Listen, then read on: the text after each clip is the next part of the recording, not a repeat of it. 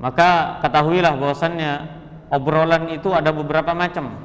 Yang pertama, obrolan yang mengandung unsur nasihat, al-amru bil ma'ruf wan nahyu 'anil munkar. Ya, mengandung unsur pahala, mengandung unsur amalan saleh, amalan baik, mengandung unsur anjuran. Ada diskusi di situ. Maka ini disebut dengan pembicaraan yang baik. Dan insya Allah ini berpahala. Insya Allah berpahala. Sekalipun hanya sedikit. Ya, sekalipun hanya sedikit.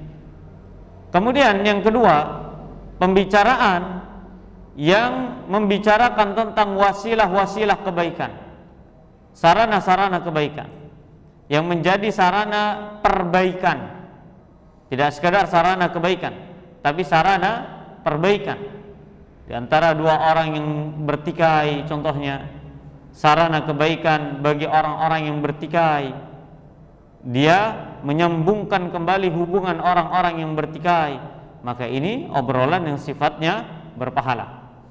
Ada obrolan yang sifatnya mubah, yaitu obrolan yang mengandung unsur-unsur duniawi, akan tetapi tidak pada pembahasan yang haram. Artinya nggak ada pembahasan yang haram. Ya sudah, obrolan itu memang pure urusan kerjaan, pure urusan dunia, yang hukumnya memang mubah, tidak sampai pada derajat haram. Membicarakan masalah apa contohnya jemaah? Pekerjaan, ngecor contohnya, itu mubah. Bahkan kalau ternyata perkara mubah itu tujuannya untuk pahala, bisa menjadi pahala.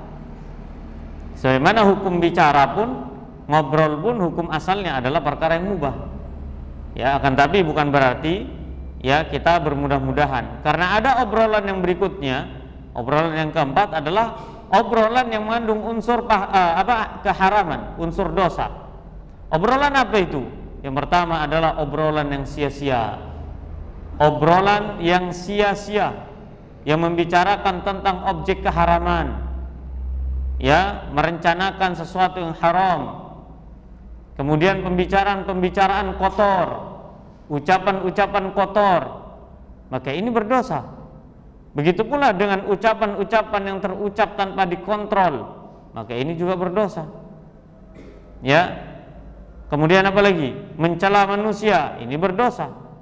Intinya kalau ucapan itu mengandung unsur dosa, maka hukumnya adalah haram. Kemudian juga diantara ya bentuk pembicaraan ataupun ucapan yang haram itu adalah kasratu al-kalam, banyak bicara yang tidak berfaedah, maka ini juga hukumnya adalah haram. Dan Nabi SAW bersabda, Nabi SAW bersabda, tidak sempurna keimanan seorang ya apabila ia mengganggu tetangganya dengan ucapannya. Ini sama. Al-muslimu man salim al-muslimuna min lisanihi. Orang muslim adalah orang yang muslim lainnya itu selamat dari lisannya. Begitu pula Nabi SAW bersabda, falyaqul khairan aw liyasmut. Maka katakanlah kebaikan, jika tidak bisa maka diamlah. Maka ada hal-hal yang harus kita diamkan. Ada hal-hal yang tidak perlu kita sampaikan. Ada hal-hal yang harus dibahas. Memang demikianlah hidup. Tidak perlu mengumbar lafaz ataupun kata yang mana nanti menyebabkan penyesalan bagi kita di akhirat kelak.